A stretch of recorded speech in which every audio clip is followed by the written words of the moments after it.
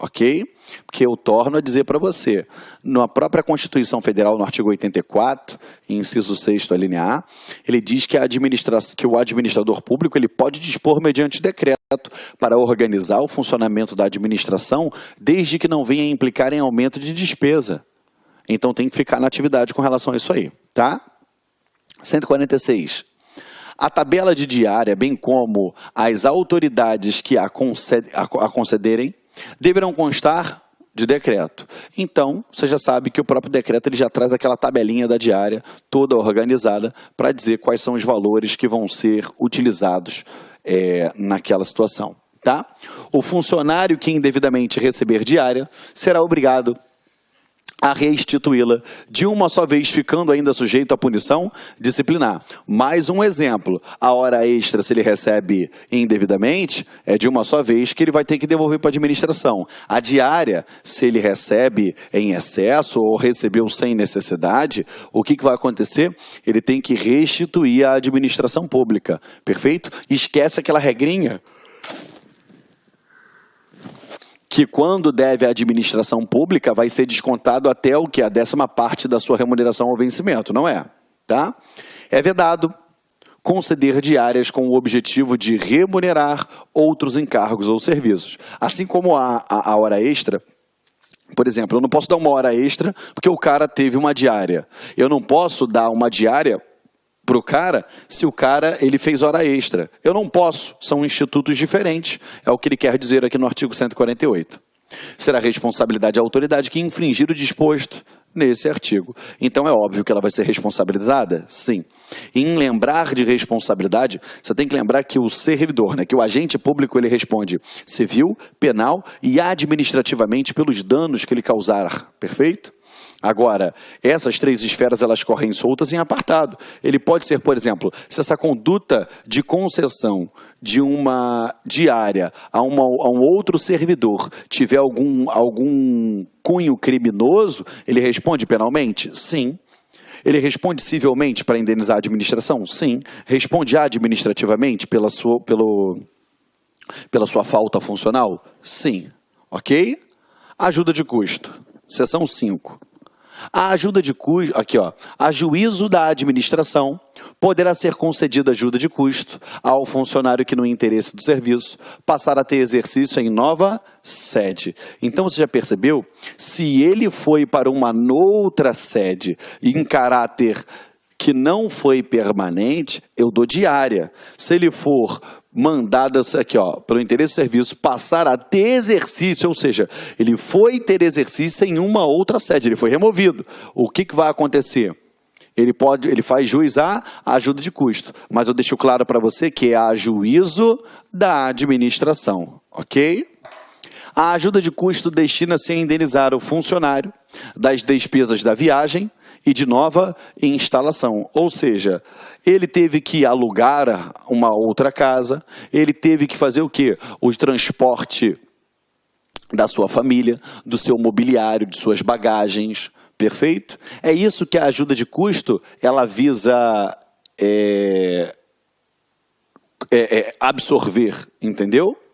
Vamos lá. O transporte do funcionário e de sua família compreende passagem e bagagem e correrá por conta do governo. Ou seja, é lindo o que a gente está aprendendo aqui. Na prática a gente não vê isso, tá? Mas corre por conta do governo, tá?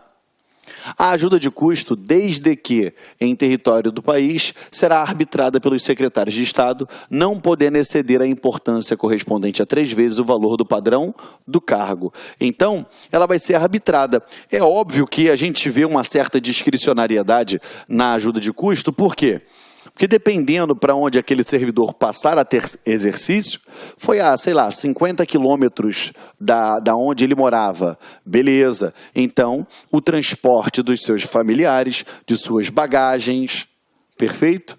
Do seu mobiliário, enfim, vai ser mais barato, correto? Vai ser menos dispendioso do que o valor se ele tivesse sido mandado servir bem longe, ou seja, ele estava na capital de São Paulo e foi mandado para Itapetininga, Ou seja, ele foi mandado para o interior de São Paulo, ele foi mandado a mais de 500 quilômetros, o valor oscila. Por isso que o limite é o quê? Até 3 vezes o valor do padrão. Mas essa ajuda de custo ela vai ser calculada, vai ser arbitrada, não podendo exceder esse valor. É óbvio que às vezes o transporte ultrapassa esse valor, é o que provavelmente acontece, mas fica a critério da administração pública até esse valor aqui, que não pode ser ultrapassado, ok?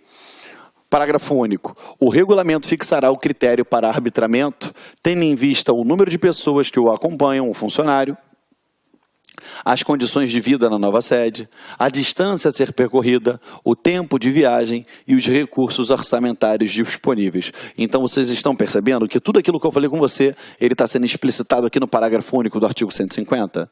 Perfeito, galera? Vamos lá. Vamos comigo. Não será concedida ajuda de custo, 2 pontos, ao funcionário que se afastar da sede ou a ela voltar em virtude de mandato eletivo. É óbvio, porque quem mandou ele se eleger foi a administração pública? Não, ele quis concorrer àquele cargo eletivo. Então, beleza, se ele se afastou da sede por conta desse cargo eletivo, não é a administração pública que vai arcar com essas custas, tá bom? Aqui, ó. Ainda não serão concedidos ajuda de custo ao que for afastado junto a outras administrações. Como assim?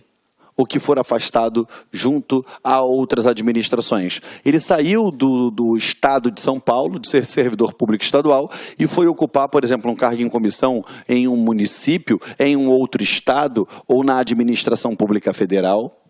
Parágrafo único. O funcionário que recebeu ajuda de custo, se for obrigado a mudar de sede dentro do período de 2 anos, poderá receber apenas 2/3 do benefício que lhe caberia. Então, olha só, fiquem atentos. Se ele, dentro dos 2 anos, foi obrigado a mudar de novo, ele pode receber apenas 2/3 de dentro daquilo que lhe caberia. Ou seja, quanto é que lhe cabe? Até 3 vezes o valor referente àquele cargo. Então, se ele pode receber apenas 2/3, ele receberia o quê? O valor de 2 vezes referentes àquele cargo. Ok?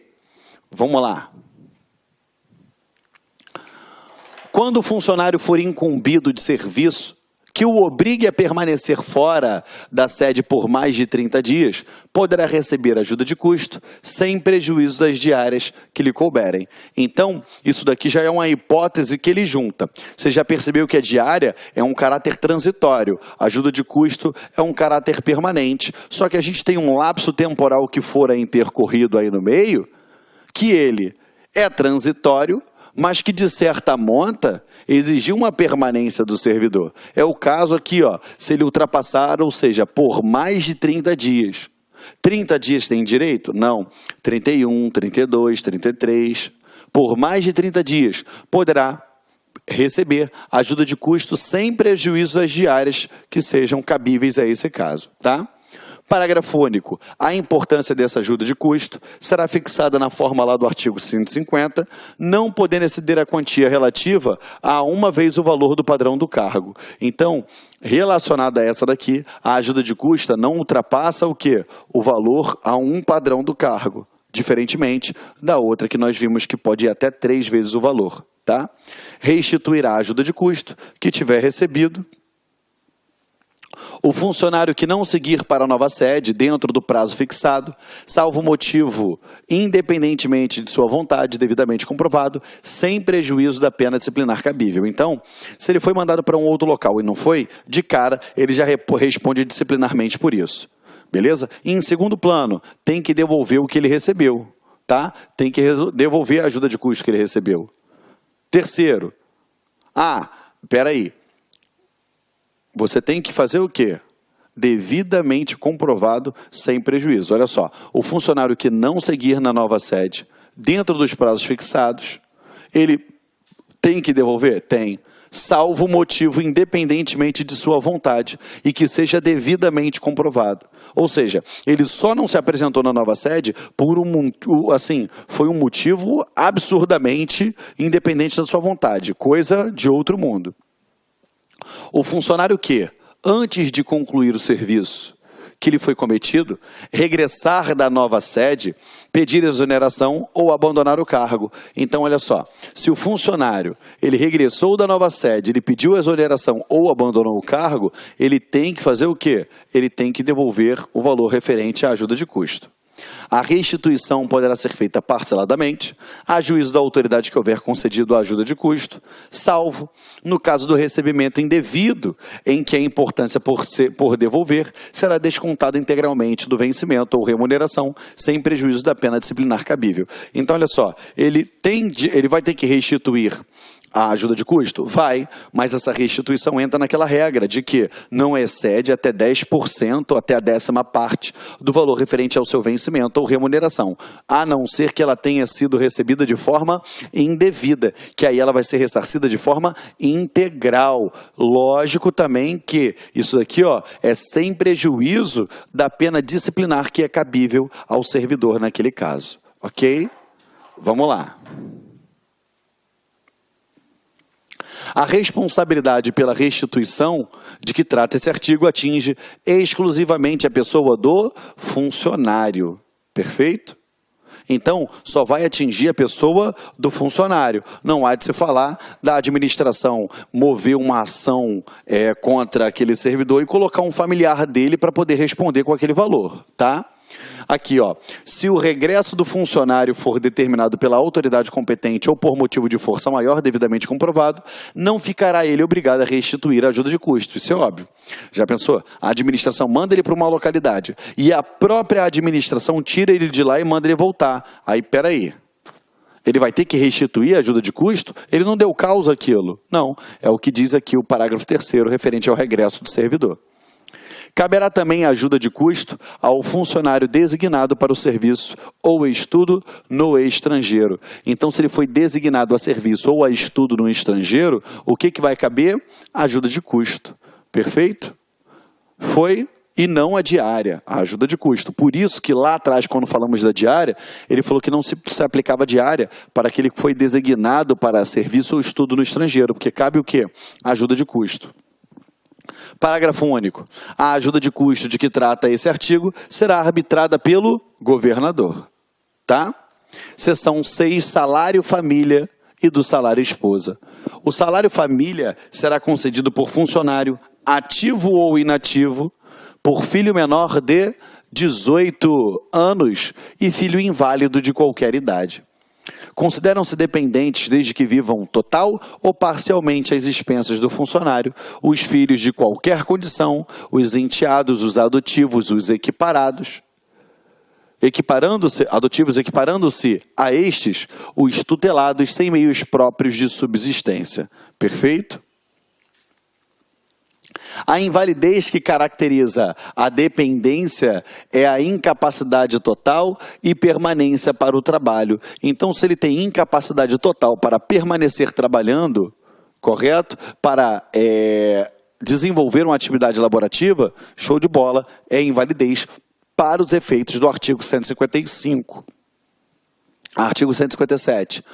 Quando o pai e a mãe tiverem ambos a condição de funcionário público ou de inativo e viverem em comum, o salário família será concedido a um deles. É óbvio, né, gente?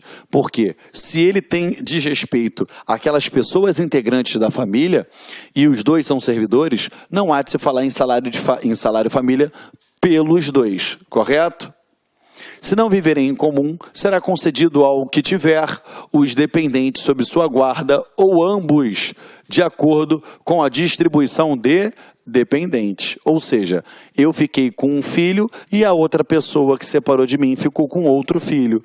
Então, beleza, os dois vão receber. Agora, se eu separei e quem ficou com o filho? Ah, foi ela que ficou com o filho. Então, ela recebe o salário família. Ok?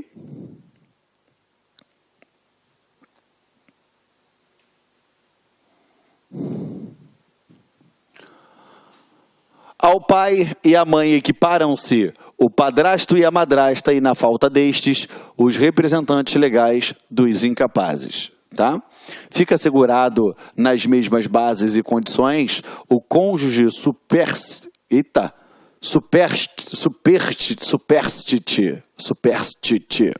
o cônjuge supérstite ou o responsável legal pelos filhos do casal, a percepção do salário família a que tinha direito o funcionário ou inativo falecido. Tá bom? Vamos lá. A concessão e a supressão do salário família serão processadas na forma estabelecida em lei. Então, tudo isso vai ser determinado em lei. A própria lei é quem vai estabelecer a forma como vai ocorrer isso daí, ok? Não será pago o salário família nos casos em que o funcionário deixar de receber o respectivo vencimento ou remuneração. Se em algum momento ele deixou de receber, não há de se falar em salário família. Se ele deixou de receber porque foi culpar um cargo de mandato eletivo e optou pelo cargo eletivo, não há de se falar em salário família.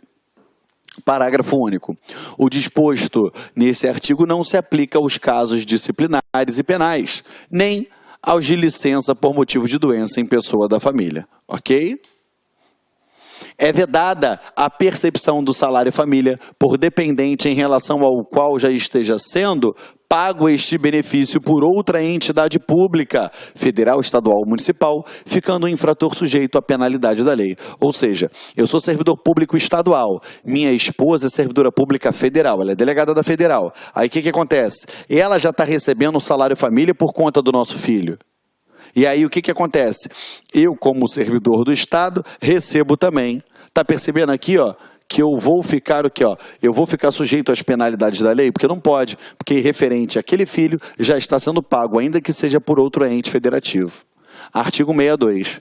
O salário esposa será concedido ao funcionário que não perceba vencimento ou remuneração de importância superior a 2 vezes o valor do menor vencimento pago pelo Estado, desde que a mulher não exerça atividade remunerada. Então ele fala o seguinte, ó, quem é que vai fazer juiz? Vai ser concedido ao funcionário que não perceba vencimento ou remuneração de importância superior a 2 vezes o valor da menor vencimento pago pelo Estado.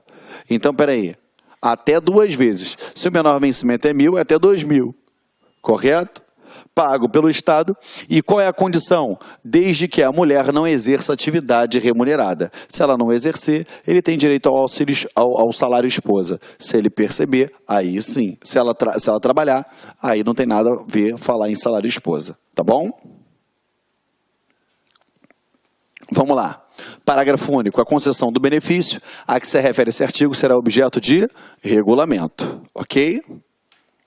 Vamos lá. Outras concessões pecuniárias. Vem comigo. O artigo 63. Ó, o Estado assegurará o funcionário o direito de pleno ressarcimento de danos ou prejuízos decorrentes de acidente no trabalho, do exercício em determinadas zonas ou locais de execução de trabalho especial com risco de vida ou à saúde. Perfeito? Então, ele assegura o direito ao ressarcimento desses danos e prejuízos. Ao funcionário licenciado para tratamento de saúde, poderá ser concedido transporte se decorrente do tratamento, inclusive para a pessoa de sua família. Então, não só para o funcionário que necessita daquele transporte, mas a pessoa da família que está acompanhando ele. Perfeito? Poderá ser concedido transporte à família do funcionário quando este falecer fora da sede de exercício no desempenho do serviço. Ou seja, você está fora da sua sede, você não, mas o servidor está fora da sede, ele foi fazer um trabalho fora da sede e lá ele faleceu. Então, o que poderá ser concedido? O transporte para a família do funcionário até aquela localidade onde ele veio a óbito, tá?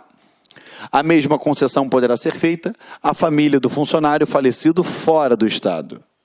Só serão atendidos os pedidos de transporte formulados dentro de 1 ano a partir da data em que houver falecido o funcionário. Então, a partir do momento que faleceu, tem 1 ano para poder fazer o quê? O pedido desse transporte, tá bom? A concessão do que trata o artigo anterior só poderá ser deferida ao funcionário que se encontre no exercício do cargo e mantenha contato com o público, pagando ou recebendo em moeda corrente. Ok? ao cônjuge, ao companheiro ou companheira, ou na falta destes, a pessoa que provar ter feito despesas em virtude do falecimento de funcionário ativo ou inativo, será concedido o auxílio funeral a título de benefício assistencial, de correspondente a 1 mês da respectiva remuneração. Ou seja, aquele que desempenhou, que se obrigou nas custas, correto? De todos os serviços funerários daquele servidor, beleza, vai fazer jus ao quê? A 1 mês, correto? É lógico, tá, gente? Esse valor, ele corresponde a 1 mês da respectiva remuneração. É óbvio que se o servidor ganhava 10 mil, o velório não custou 10 mil, custou 4, custou 5. A administração, ela faz um juízo de razoabilidade e proporcionalidade aí dentro, tá? Vamos lá. Peraí. O pagamento será efetuado pelo órgão competente mediante a apresentação de atestado de óbito pelas pessoas indicadas lá no CAPS, que a gente já trabalhou, ou o procurador legalmente habilitado, feito a prova de sua identidade, ou seja, lógico, com a procuração e a sua identidade, a procuração devidamente assinada. No caso de integrante da carreira de agente de segurança penitenciária, ou da classe de agente de escolta e vigilância penitenciária, se ficar comprovado por meio de competente apuração que o óbito decorreu de lesões recebidas no exercício de suas funções, o benefício será acrescido do valor correspondente a mais 1 mês da respectiva remuneração, cujo pagamento será efetivado mediante a apresentação de alvará judicial. Então, olha que coisa bacana que ele traz aqui, ó. Se ele for agente de escolta e vigilância penitenciária, perfeito? E trabalha lá na segurança penitenciária, ou seja, ou aquele que está dentro do presídio ou aquele que leva, tá? E ficar comprovado que foi em razão de suas funções que ele veio a óbito, das agressões, as suas lesões foram recebidas no exercício de sua função, além daquele 1 mês da respectiva remuneração, é pago mais 1 mês da respectiva remuneração. É lógico. E será efetivado mediante a apresentação de um alvará judicial. Tá? Vamos lá. O pagamento do benefício previsto nesse artigo, caso as despesas tenham sido custeadas por terceiros em virtude da contratação de planos funerários, somente será efetivado mediante a apresentação do alvará judicial. Perfeito? Então, se ele foi feito através de planos funerários, vai ser através de alvará judicial. Agora é óbvio, né, que lá no judiciário você vai comprovar todos os gastos havidos com aquele plano funeral. Perfeito? Com a contratação daquela empresa, correto? Vamos lá. O artigo 168 e parágrafos com redação pelo artigo 1º, inciso 2, letra D, da Lei Complementar 1123 de 2010, tá? Vamos lá. Artigo 169, tá bom? Deixa eu só falar uma coisinha aqui, tá? Gente, quando ele fala que o pagamento do benefício previsto nesse artigo, ou seja, aquele valor referente a 1 mês da sua remuneração, correto? O que vai acontecer? Caso as despesas tenham sido custeadas por terceiros, em virtude da contratação de planos funerários, somente será efetivada mediante o quê? O alvará. É lógico, né? Assim, isso aconteceu na minha família. Quando eu perdi a minha mãe, ela tinha sua total saúde, ela vivia bem pra caramba, ela até faleceu muito jovem, com 58 anos. Do nada, ela começou a apresentar umas alterações cardíacas. E entre a primeira alteração e a data do seu óbito, demorou cerca de 4 meses. Isso foi recente. E assim, o que acontece? Quando isso aconteceu, um terceiro, né, no caso foi o meu pai, ele já foi lá e fez o quê? Ele já fez direto um plano funerário. Que ele falou assim, olha, a gente não sabe o que vai acontecer, eu vou custear um plano funerário.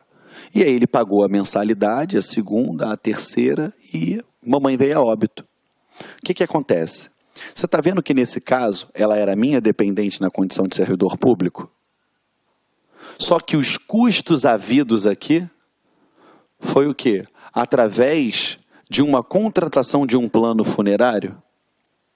Então, suponhamos que se eu fosse servidor público de São Paulo, bastava que eu chegasse lá e viesse a falar que houve esses gastos, que a administração iria me pagar isso daqui? Não. O que acontece? Eu ia ter que fazer o quê? Eu ia ter que fazer isso através da apresentação de um alvará judicial. Perfeito? Tá? Tranquilo? Vamos lá. Artigo 169. O governo do Estado poderá conceder prêmios em dinheiro, dentro das dotações orçamentárias próprias, aos funcionários autores dos melhores trabalhos classificados em concurso de monografia de interesse para o serviço público.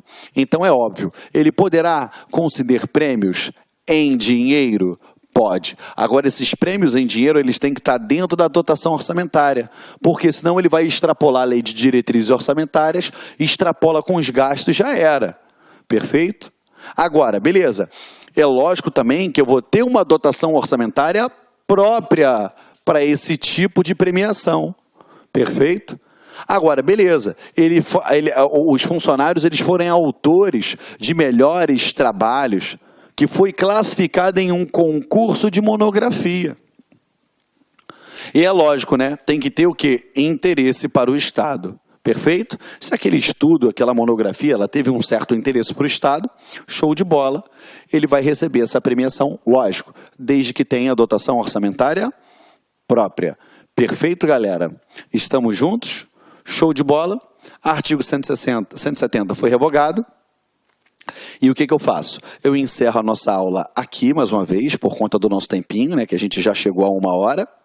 E na próxima aula, eu dou entrada com vocês no artigo 171 das acumulações remuneradas, que é o capítulo 3, perfeito? Do nosso estatuto. Tá? Mais uma vez, eu agradeço a sua presença até o final, que para mim é um sinal de extremo respeito, e eu quero que você acredite que nós, do LAC Concursos, estamos compromissados, comprometidos e dispostos a fazer com que a sua aprovação chegue o mais rápido possível. Perfeito? A gente sabe que é difícil, a gente sabe que é suado, mas você tem que estar acordado enquanto todo mundo dorme. Você tem que estar estudando enquanto todo mundo está na praia, está na piscina, está no shopping, está no bar. E aí lá no finalzinho, você vai ser tudo aquilo que eles queriam ser. E não são, porque não fizeram o esforço que você fez. E eu vou te falar, vai ter gente falando que foi sorte. Deixa eu falar. A tua sorte você está construindo aí agora, com trabalho duro e esforço. E eu tenho certeza que você vai conseguir. Obrigado mais uma vez por ficar comigo aí até o finalzinho dessa aula. E te encontro na próxima. Fique com Deus. Até lá. Juntos até a posse, hein? Tchau, tchau. Clique lá.